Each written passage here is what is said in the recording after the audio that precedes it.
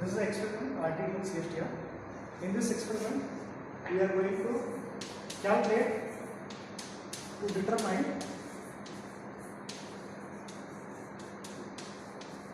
RTD in CSTR.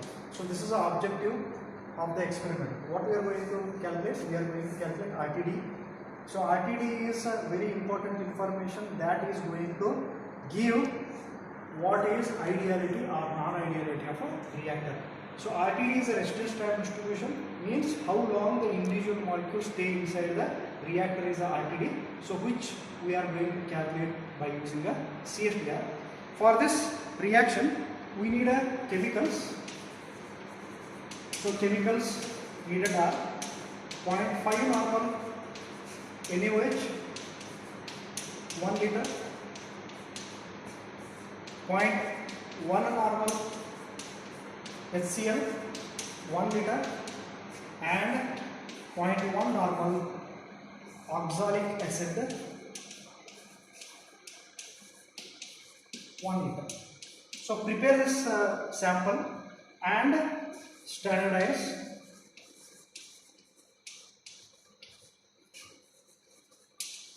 using phenolphthalein indicator.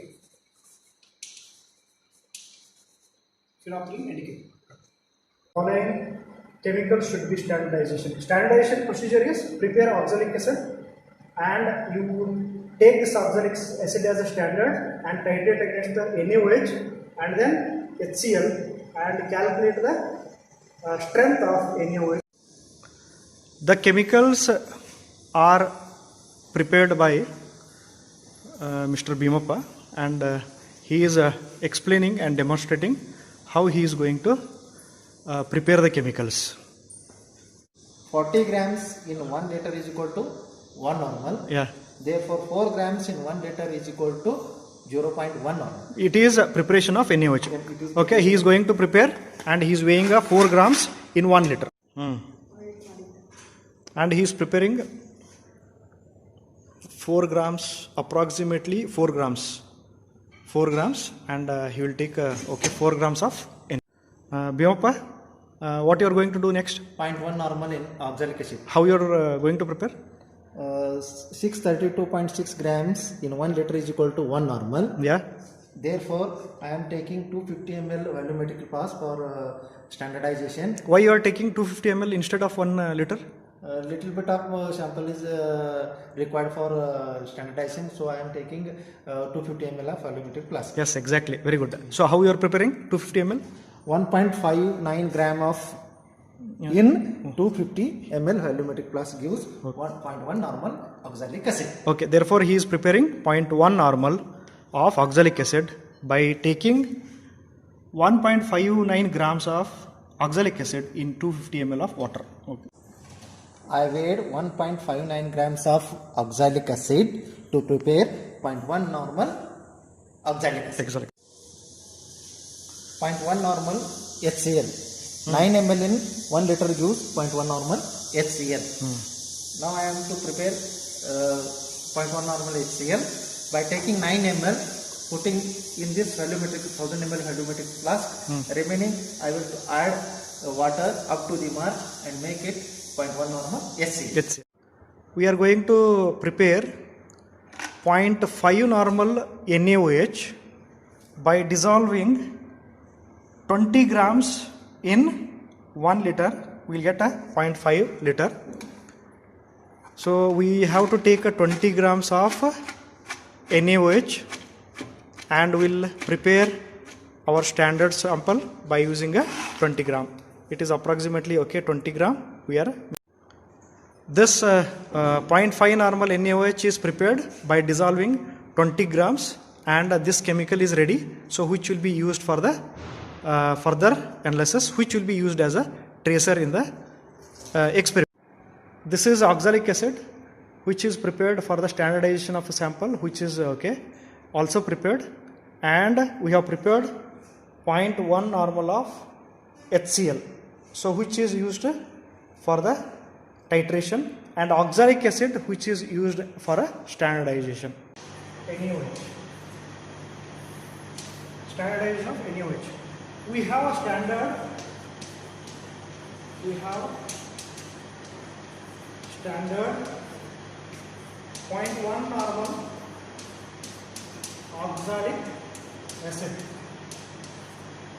So take this oxalic acid, take 10 ml oxalic acid in conical flask and fill burette with NaOH. This is the first step. For standardization procedure, we have to standardize solution by using 0.1 normal oxalic acid. So therefore, N1 V1 of oxalic acid is equal to N2 V2 of NaOH. Since this is acid and this is base, this reaction will be observed with the help of indicator. Here we are using an indicator as phenolphthalein. Phenolphthalein indicator, which will give the end point colorless to pink. If it is a colorless, then it is acid. If it is pink, then we have a base. We have a burette. We have NaOH over here, and we have a oxalic acid indicator. We have a indicator 122 drop. Color is colorless to pink. So what is our procedure? Take and add NaOH from burette. So this is called a titration. We are doing a titration and stop adding NaOH until you get pink color. Pink color. So therefore, at the end, move down end point or burette reading. Burette reading for NaOH. So that is V2. It is in chemical. We are getting N2. N2 is burette reading of NaOH is approximately 10 ml. So therefore, we have a reading. We have an equation N1 V1 of oxalic acid is equal to N2 V2 of NaOH. Yes or no? So therefore, what is N1? So it is fixed. Since we are assuming this oxalic acid as a standard solution for the standardization, so therefore we have taken 10 pipette out. 10. So it is a 0.1 normal we have prepared. How we have prepared? By dissolving 63.6 gram in 1 liter will give 0.1 normal. So this was explained, I think, in the beginning of the class. 0.1 normal was prepared and volume we have taken 10. So which is taken in a conical flask. Yes or no? We have prepared out and then it is kept in a conical flask. So what we have done? We have titrated by adding an indicator. We have added an indicator before start of standardization, and volume rundown is we have to calculate N2 strength of NaOH 10. Now we can calculate N2. So N2 is what? Volume of NaOH are normality of NaOH. Therefore, N2 means it is normality of NaOH will be 0.1 into 10 divided by 10. So therefore, N of NaOH will be 0.1 normal. So this is a normality of NaOH, or it is N2. N1 is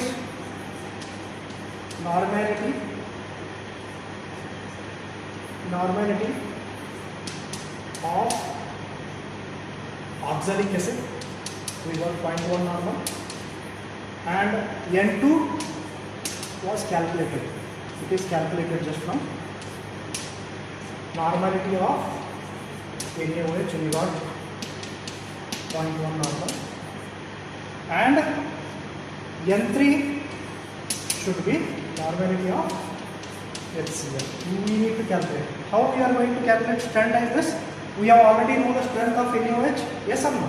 Strength of NaOH, and then we can titrate one against the other. So since NaOH is a base, HCl is a acid, we can easily do it. So therefore what I do now, N2 D2 of NaOH.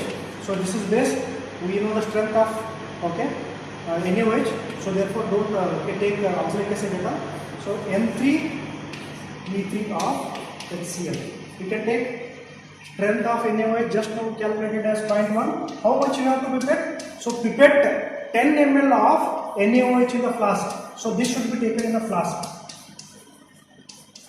Okay, and then you take this in a burette and then titrate it. So you get N3 and note down the burette rating. Suppose if the burette rating is 10, you write 10 after doing it by adding an indicator. Don't forget to add an indicator, otherwise you will not get a colorless. So here by adding an indicator to NaOH sample, you will get a pink color, and once it is neutralized by adding a known quantity of a acid, it will becomes a colorless. Once it is colorless, note down the burette rating. So therefore N3 will be 10 into 0.1. Suppose if you are taking a burette rating again 10, you write it. So therefore normality of HCl will also 0.1 normal. So this is a method of calculation and standardization.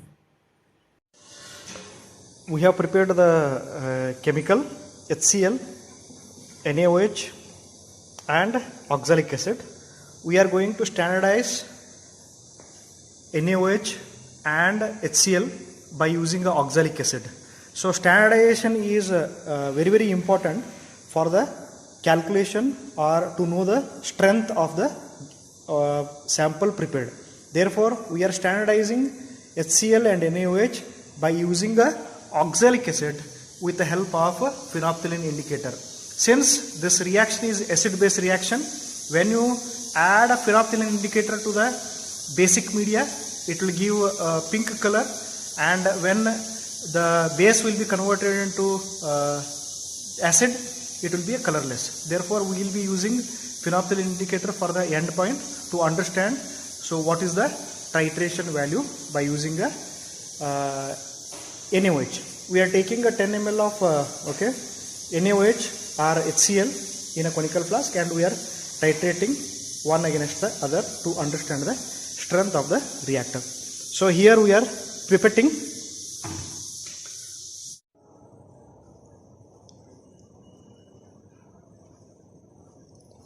Here we have taken 10 ml oxalic acid and 100 ml conical flask. Take 10 ml oxalic acid, keeping in conical flask, and add a phenolphthalein indicator, or approximately 1 or maximum 2 drop, and which will be giving a colorless. So since it is acid, therefore colorless. And when we neutralize this solution by using NaOH, it will give a color sample. Pink color is a end point. We are titrating given sample, that is oxalic acid against NaOH. Both strength are 0.1. We are supposed to get 10 normal, since N1 V1 is equal to N2 V2. So therefore we are measuring the concentration of NaOH with the help of oxalic acid. Oxalic acid we are treating as a standard sample for the titration. So therefore try to stop, okay, when it will give a end point. As you can see, it is giving a pale pink, so don't make it dark at the end point. 10 ml. So whatever the chemicals we have prepared is correct. So you can see it is a 10 ml sample with the color pink. Okay. Sir. We are starting our experiment. We have overhead tank which is filled with the water. We are calculating a residence time distribution of CSTR. Fill overhead tank, and there is a mark of the tank, hydrostatic, that they can be measured by using a level. So measure the level, 50% is fine, fill 50% of the water and allow the flow through the rotameter. So therefore I am keeping for this experimentation maximum flow rate possible. So I think it is 15 to 18 LPH is permitted. I am keeping 15 LPH or maximum 18 LPH. Okay. And so which is allowed to the reactor, and switch on the stirrer. The content should be well stirred. So this is a flow, the flow is coming here, and then it should be continuous. Stop. After constant flow rate is achieved, so please see to it that the inlet flow rate should be constant and it should flow continuously. Once it is steady, your stirring should be steady and your flow rate is steady, and measure the quantity of NaOH. NaOH is a tracer which is used to identify or detect non-ideal behavior in a reactor. So I am going to add this tracer. So I am going to detect this tracer at the outlet concentration. So this tracer will be added to the reactor, and when you add this tracer to the reactor, immediately I am going to start the stopwatch. For every time interval of 5 seconds or 10 seconds, we have to collect the outlet concentration and analyze how much tracer is present. I am collecting the last sample, so I am checking. So therefore don't stop your experiment until you will get all the tracer out. How you are testing whether tracer is there or not? You can add a phenolphthalein indicator. If color is not pink, then you can stop the reading. I can show you. See here, there is no NaOH, so therefore it is not giving a color. You can stop your experiment. I am stopping somewhere around 350 seconds. So we have done experiment for up to 350 seconds, and last reading it is not giving any color. I am stopping it. So this is end of the experiment. I am collecting the last sample, so I am checking. So therefore don't stop your experiment until you will get all the tracer out. How you are testing whether tracer is there or not? You can add a phenolphthalein indicator. If color is not pink, then you can stop the reading. I can show you. See here, there is no NaOH, so therefore it is not giving a color. You can stop your experiment. I am stopping somewhere around 350 seconds. So we have done experiment for up to 350 seconds, and last reading it is not giving any color. I am stopping it. So this is end of the experiment. Sir. We have to analyze after taking the reading. We have to analyze what is the concentration of NaOH or tracer in an individual sample. I am taking first, it is for 5 seconds. So pipette 10 ml from it. What you have to do? You have to pipette 10 ml from it, 10 ml from it, and keep in conical flask. Keep in the conical flask. Add a phenolphthalein indicator. See here, it is not giving any color. So why it is not giving any color? Because at T is equal to 5, only water is coming. After some time, you can see the curve. Therefore, first reading at 5, you have to write corresponding word reading is 0. So therefore, I am discarding this, and then I am taking the second one. Second one, similarly I am, so at t is equal to 10.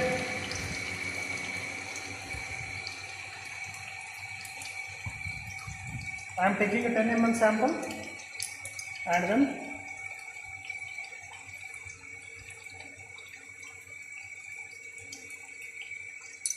one more.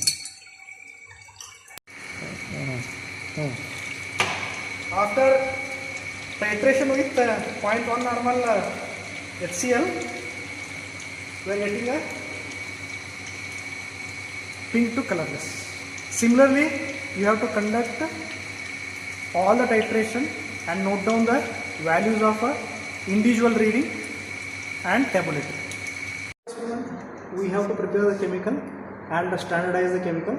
After standardization, we have 0.66 normal of NaOH. It is after standardization, and strength of HCl is 0.13 N. We have conducted the experiment and tabulated the reading. For 10, it was 0 Brett reading. 20, 1.6, 30, 3.2, 40, 4.7. We have conducted this experiment till 660. We have stopped because we got a 0 value for that.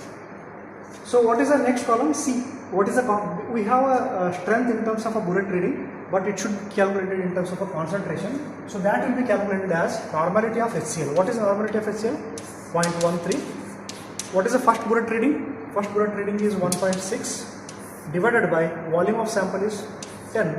So this is the value. So this value will be around 0.0206. 0.0208. So this is 0. So therefore this is 0.0208. So this is in ml per liter. Next one is C delta T. What is C? What? C is 0.0208. What is delta T? Delta T is a time interval between individual value, that is 10. So therefore you will get 0.08. So what is it? ml second per liter. So this is the value. So therefore delta T you can write here, it is 0, 10, 10, 10. For all the values it is 10. So therefore this will be, this multiplied by this will be 0.208. And coming to the E delta T, E is a CT divided by summation of C delta T. So calculate summation of C delta T. So C delta T, so this is sum of C delta T. We have to calculate sum of C delta T. It is summation of C into delta T. So this was around 1.235. So do it for the individual value. We will get 1.235. So therefore C of T. C of T is an individual value. What was individual value? So this is the first value and divided by C of delta T. So first value is 0.0208. So CT is this one divided by this value 1.235. So this value will become 0.018. So therefore you have to write E delta T is 0.018. Similarly, you calculate the individual value, all the values. I am showing one specific calculation, so please all of you do it. What is F of T? F of T is C of T into summation of C. So therefore C of T is 0.0208 divided by summation of C of T is 0.5356. What is the summation of C delta T is? So all the sum of concentration we have to do. What is the sum of the concentration?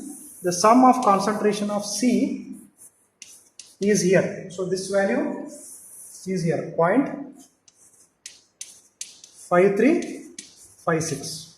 So therefore F is C of T divided by total volume of a concentration. So therefore this value was around 0.0389. So this is the value. So individually you calculate the values. So this is E of T.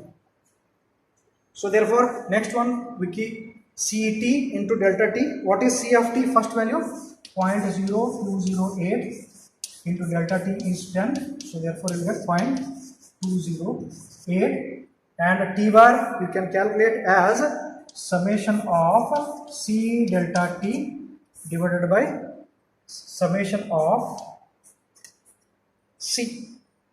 So this will be the value. So you know how to calculate T bar. So use the value of T bar and tabulate the value of T bar. So this is a RTD or mean. It is not RTD, it is mean, and this is RTD distribution. So tabulate all the values and complete. It is just a calculation of an individual value, and go on fill in the table. You will get a mean and RTD. This is how you can do the calculation of experiment. You can see what is the mean time of a given reaction, and this can be compared with conventional ideal reactor. So therefore we can easily categorize what is the difference between ideal and